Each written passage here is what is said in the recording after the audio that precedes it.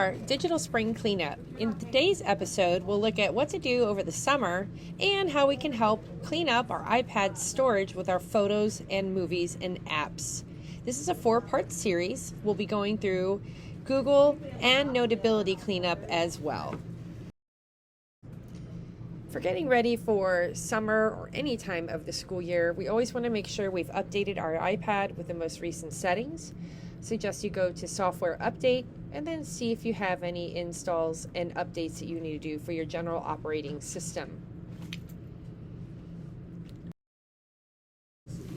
Visiting your student Zulu desk or teacher Zulu desk allows you to look for app updates. You probably want to do this a couple times over the summer, and especially before coming back to school. The other thing you could do in the Zulu desk is remove or add any of your apps that you would like to manage on your iPad under My Resources. It's a great time to clean up your apps, make sure you're using the ones you want, and maybe taking off the ones you're not going to use for the next year. iPad care. It is always important to treat your iPad with respect. Clean hands help keep your screen clean, keep your liquids and food away from your iPad so nothing spills, and treat your iPad with respect. Be gentle with it. Dropping it, handling it with one hand, carrying it underneath your arm, shoving it in the bottom of your backpack and leaning back on your backpack are all things that can break your iPad. Be careful with taking care of your iPad. We also want to encourage you to keep it plugged in and charged for the summer using the charging block that came with your iPad. Spring and summer are a great time to sit down and go through your photos and movies in your photo app.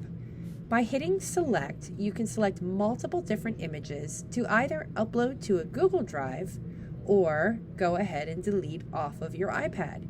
This frees up storage space and keeps you organized and tidy. Doing this frequently will save you a step later in the year. The Procreate app stores all of your artwork directly onto your iPad. This becomes a storage issue when you switch iPads or you want to save some of your artwork. You'll want to go and create a stack of your photos first. From that stack, you will right-click and locate the Share button. Then you'll need to determine how you want to save that image format. If you save it as a Procreate file, you can always reinsert it into Procreate and continue to work on your artwork. If you save it as a JPEG, then you're capturing that artwork in its final form, unable to be edited later. You then choose the file location. I suggest Google Drive, creating a Procreate folder, and you can then upload your photos to your Google Drive. This is the best way to save your artwork and to avoid it getting deleted on accident if something should happen to your iPad.